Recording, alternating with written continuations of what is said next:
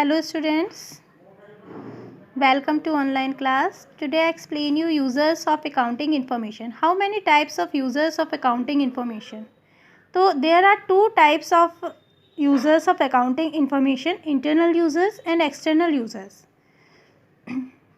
According to name, we know that internal users are those users which are included in business. जो business के अंदर के users हैं वो हमारे इंटरनल यूज़र्स कहलाते हैं. जो बिज़नेस से बाहर के यूज़र्स हैं वो क्या कहलाते हैं? हमारे एक्सटर्नल यूज़र्स. अब इंटरनल यूज़र्स कौन कौन हो सकते हैं? Owner, management, employees and workers.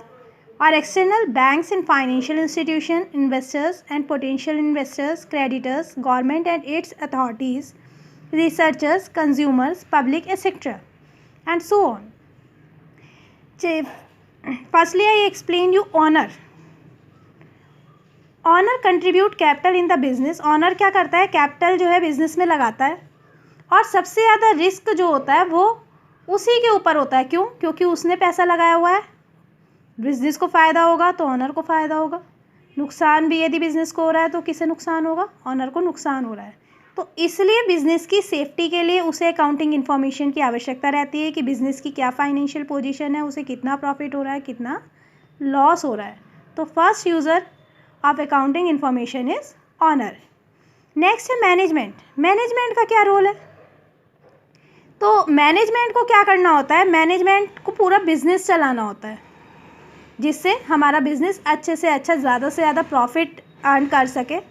इसके लिए उन्हें डिसीज़न लेना होता है. तो इस डिसीज़न के लिए अकाउंटिंग इन्फॉर्मेशन की उन्हें आवश्यकता होती है. ये निर्धारित करना होता है कि हमारा जो माल है वो उसका क्या प्राइस होना चाहिए, जो कॉस्ट है वो कंट्रोल हो रही है या नहीं है, रिडक्शन, ये सब कुछ न्यू प्रोजेक्ट में कितना पैसा इन्वेस्ट करना है, वो सब चीज़ें हमें मैनेजमेंट को ही देखनी होती है. इसलिए मैनेजमेंट को अकाउंटिंग इन्फॉर्मेशन की आवश्यकता होती है. नेक्स्ट है एम्प्लॉयज़ एंड वर्कर्स. तो हम जानते हैं कोई भी एम्प्लॉय और वर्कर है वो बिज़नेस में, उन्हें क्यों अकाउंटिंग इन्फॉर्मेशन की ज़रूरत है? भाई वो भी ये देखते हैं कि बिज़नेस में हमें कितना फ़ायदा हो रहा है. जितना फ़ायदा होगा उसी के बेसिस पे हमें हमारी सैलरी इंक्रीज़ होगी, हमें बोनस मिलेगा. एंड जो एम्प्लॉय का प्रोविडेंट फंड है वो भी इसी पे बेसिस करता है. उनके इंश्योरेंस का, मेडिकल इंश्योरेंस, ये सब चीज़ें इसी पे डिपेंड करती हैं. देन एम्प्लॉय और वर्कर्स को भी अकाउंटिंग इन्फॉर्मेशन की नीड रहती है. ये तो थे हमारे इंटरनल यूज़र्स. अब है हमारे एक्सटर्नल यूज़र्स. अब एक्सटर्नल यूज़र्स कौन कौन से हो सकते हैं और क्या आवश्यकता होती है इन्हें देखिए. First banks and financial institution. अब आप कहेंगे बैंक का क्या रोल है भाई? तो बैंक का देखिए ये रोल होता है कि ऐसा तो है नहीं हमने जितना बिज़नेस में पैसा लगाया वो सफिशिएंट है. कभी कभी हमें और अमाउंट की नीड होती है. देन तब हमें कहाँ जाना होता है? बैंक से या किसी फाइनेंशियल इंस्टीट्यूशन से हम क्या लेते हैं? लोन. अब वो लोन हमें किस बेसिस पे देंगे? जब हम ये दिखाएंगे कि हमारी बिज़नेस की परफॉर्मेंस कैसी है, उनका लोन पेड करने की हमारी कैपेसिटी है कि नहीं है. तो इन सब चीज़ों के लिए भी हमें अकाउंटिंग इन्फॉर्मेशन की ज़रूरत होती है बैंक और फाइनेंशियल इंस्टीट्यूशन को, जिसके बेसिस पे वो हमें लोन दे सकें. नेक्स्ट है इन्वेस्टर्स एंड पोटेंशियल इन्वेस्टर्स.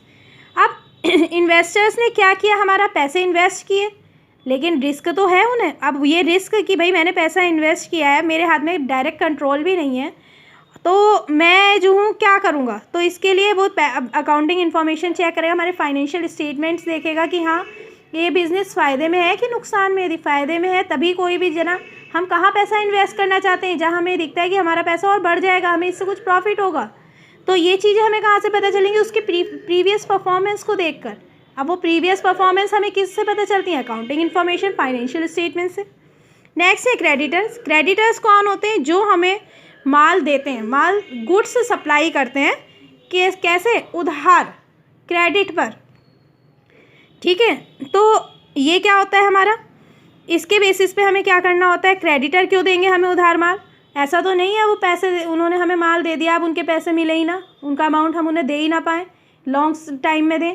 तो वो भी देखेंगे कि हाँ भाई इनका जो है कि ये माल हमने माल दिया है, ये हमें हमारा पैसा समय पे पहुंचा देंगे या नहीं. तो इसके लिए उन्हें भी अकाउंटिंग इन्फॉर्मेशन की नीड होती है. Government and it authorities. Government और उसकी अथॉरिटीज़ को क्यों ज़रूरत होती है? तो पॉलिसी डिसीज़न के बेसिस पे, पॉलिसी डिसीज़न लेने के लिए जो है, सामाजिक तौर पे डिसीज़न लेने के लिए वो सामाजिक संस्थाओं का निरीक्षण करते हैं और उसके बेसिस पे क्या करते हैं? वो निरीक्षण किससे पता चलता है? आपके फाइनेंशियल स्टेटमेंट से। तो उन सब को देख के वो एक सामाजिक तौर पे क्या लेते हैं, हमारा कोई निर्णय लेते हैं, जिसके बेसिस पे वो क्या बनाते हैं, कोई पॉलिसी बनाते हैं। तो पॉलिसी डिसीजन लेने के लिए हमारा गवर्नमेंट और उसकी अथॉरिटीज़ को भी अकाउंटिंग इन्फॉर्मेशन की ज़रूरत होती है। इसके अलावा गवर्नमेंट को और किस चीज़ के लिए ज़रूरत होती है? टैक्स के लिए। तो जो हमारा प्रॉफिट एंड लॉस अकाउंट है कि कितना प्रॉफिट हुआ, कितना लॉस हुआ, उसके बेसिस पे हमारा क्या बनता है, हमें टैक्स देना होता है। जीएसटी टैक्स ये इसी बेसिस पे हम पेड करते हैं, गवर्नमेंट इसी बेसिस पे हमसे लेती है। नेक्स्ट है रिसर्चर्स। तो रिसर्चर्स को अपने रिसर्च वर्क के लिए आवश्यकता होती है अकाउंटिंग इन्फॉर्मेशन की। कंज्यूमर को क्या है भाई, उन्हें तो जहाँ अच्छा माल और सही रेट पे मिलेगा वो वहीं से लेंगे। तो इन सब चीज़ों को वो भी कंपैरिजन करते हैं। गवर्नमेंट भी कुछ चीज़ों के अमाउंट जो है वो निर्धारित कर देती है कि इससे ज़्यादा का माल कोई नहीं बेच सकता। तो ये सब चीज़ें किस बेसिस पे करती है वो भी तो ये देखती है कि भाई ग्राहकों को भी नुकसान ना हो और जो प्रोड्यूसर्स हैं उन्हें भी नुकसान ना हो। उस बेसिस पे एक उन्होंने अमाउंट जो है आपका एक फ़िक्स कर दिया। तो ये फिक्स करने के लिए किस चीज़ के बेसिस पे करती है? ये करती है अकाउंटिंग इन्फॉर्मेशन के बेसिस पे। देन कंज्यूमर्स को के लिए भी, कंज्यूमर भी इसके यूज़र्स हुए। नेक्स्ट है पब्लिक। तो पब्लिक का क्या है रोल? तो मेन पब्लिक का ही है भाई। आप कोई किसी भी चीज़ का बिजनेस कर रहे हैं, ठीक है, तो जब तक पब्लिक आपका माल खरीदेगी नहीं तब तक आपका बिजनेस बेकार है। रोज़गार देना, एम्प्लॉयमेंट, ठीक है, लोगों को रोज़गार देने के लिए, डिसीज़न मेकिंग के लिए, ये सब चीज़ों के लिए पब्लिक का भी इसमें रोल होता है। तो ये थे हमारे यूज़र्स।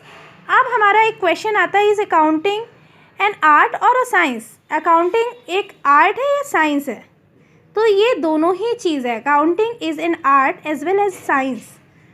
आर्ट क्यों है art? Art is the technique which help us to achieve our desired objective. Art इसलिए है कि जो हमारी डिज़ायर्ड ऑब्जेक्टिव है, जो जिसकी हम इच्छा रखते हैं, वो हम जो है टेक्निकल के थ्रू हमें हेल्प करता है ये टेक्निकली कि किस बेसिस पे हम जो है अपना वर्क कर रहे हैं और अपनी डिज़ायर्स को पूरा कर रहे हैं।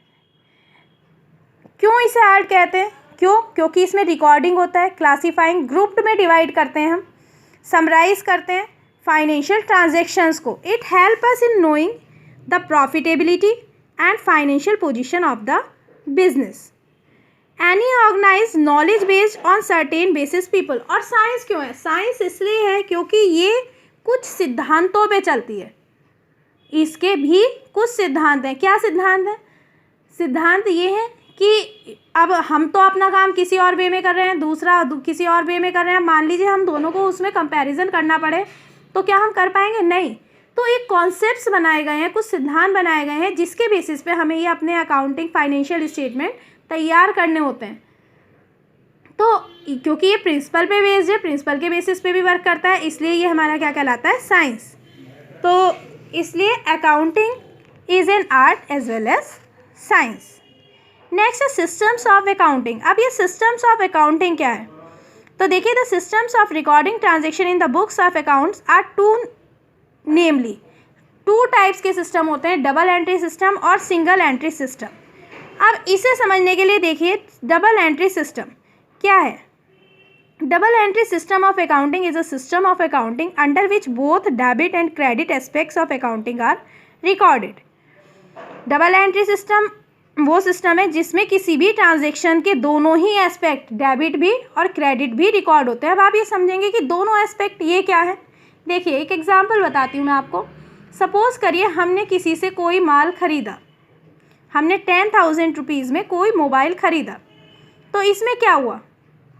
इसमें हमारी दो चीज़ इंक्लूड हुई। क्या? हमारे पास मोबाइल आया और हमारे पास से कैश गया।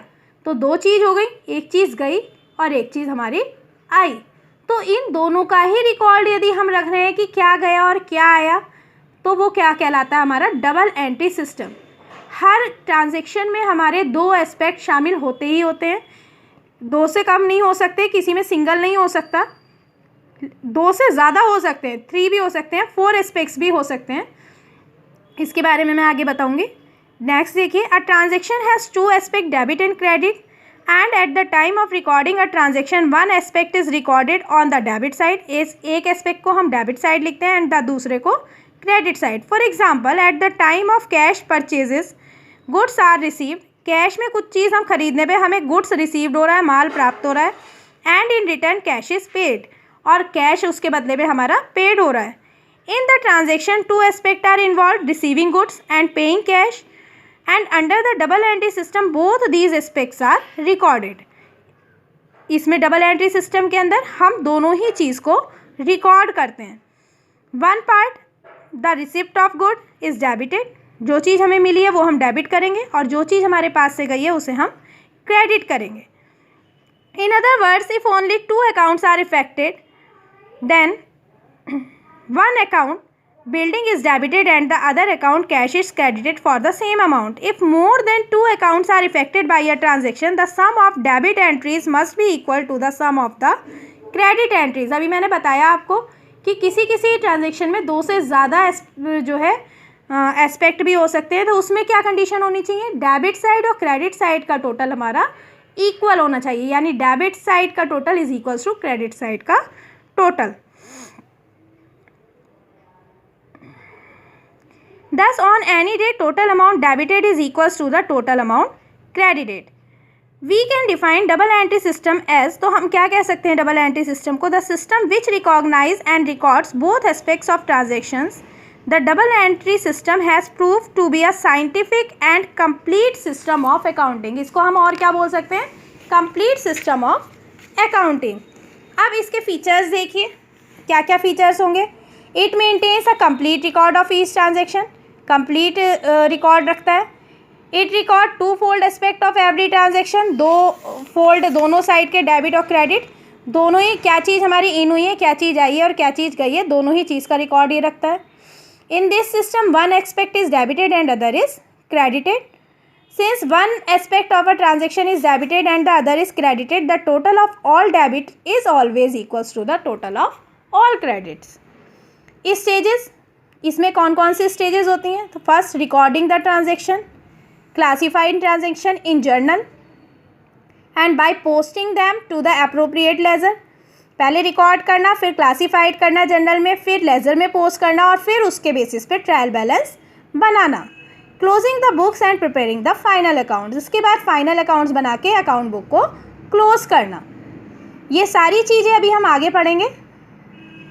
अब एडवांटेज, तो it is a scientific system, it maintains complete record of transaction, arithmetical accuracy of accounts is ensured. Arithmetical accuracy क्यों इसमें हमारी होगी, क्योंकि debit is equals to credit side amount. Determine profit और लॉस पता चल जाता है. नॉलेज ऑफ फाइनेंशियल पोजीशन, हमारे बिजनेस की क्या फाइनेंशियल पोजीशन है ये पता चल जाता है इस सिस्टम से. Full detail for purpose of control, पूरी डिटेल हमारे पास कंट्रोल, बिजनेस को कंट्रोल करने के लिए या जो भी हमारा ओवर हो रहा है उसे कंट्रोल करने के लिए फुल डिटेल्स हमारे पास अवेलेबल होती हैं. Comparative study is possible, comparison यदि हमें करना हो तो इसके बेसिस पे हम कर सकते हैं. Helps management in decision making में जो है ये मैनेजमेंट को हेल्प करता है. And detection of frauds and miss appropriation, ये जो है फ्रॉड्स और मिस एप्रोप्रिएशंस को रोकता है. सेकेंड सिस्टम है हमारा सिंगल एंट्री सिस्टम और इनकम्प्लीट सिस्टम ऑफ अकाउंटिंग. तो देखिए इसमें क्या होता है, ये पहली बात तो छोटे बिजनेस में हमारी जहाँ कम ट्रांजेक्शन्स होती हैं वहाँ हम इसे यूज़ कर सकते हैं. इनकम्प्लीट सिस्टम या सिंगल एंट्री सिस्टम, यानी कि मैंने बताया था कोई भी ट्रांजेक्शन है उसमें टू एस्पेक्ट्स होते हैं, कंपलसरी है ये. लेकिन जिस टाइप में जिस बिजनेस में सिंगल एंट्री सिस्टम को हम फॉलो करते हैं उसमें केवल एक एस्पेक्ट ही हम नोट डाउन करते हैं. तो अकाउंट फ्रॉम इनकम्प्लीट रिकॉर्ड और single entry system of recording transaction in the books of account may be defined as an incomplete double entry system. In this system all transaction are not recorded on double entry basis, सारी transactions को double entry basis पे नहीं लिखते. In some transaction both aspects of the transaction are recorded, while in others either one aspect is recorded or not recorded at all. इसमें हम दोनों भी लिख सकते हैं, एक एस्पेक्ट वाली भी लिख सकते हैं और नहीं भी लिख सकते. Instead of maintaining all the accounts, only personal account and cash account are maintained under this system. इस सिस्टम के अंदर कौन कौन से अकाउंट बनाए जाते हैं, पर्सनल अकाउंट और cash book. The account maintained under this system are incomplete and unsystematic and therefore not reliable. इस तरीके के जो हमारा वो है अकाउंट मेंटेन होते हैं वो एक तो सिस्टमेटिक नहीं होता है, इनकम्प्लीट होता है और रिलायबल भी नहीं होता। Since all transactions are not recorded under this system on double entry basis, it is not possible to prepare a trial balance. तो इसके बेसिस पे हम ना तो ट्रायल बैलेंस बना सकते, ना ही प्रॉफिट एंड लॉस अकाउंट और बैलेंस शीट भी प्रिपेयर नहीं कर सकते। इस सिंगल एंट्री सिस्टम जो भी बिजनेस फॉलो कर रहा है उसमें हम फाइनेंशियल स्टेटमेंट प्रिपेयर नहीं करते। तो सारे बिजनेस में, मोस्टली बिजनेस में हमारा कौन सा सिस्टम यूज़ होता है? डबल एंट्री सिस्टम, जिसके बारे में हम आगे पढ़ेंगे। Thank you students.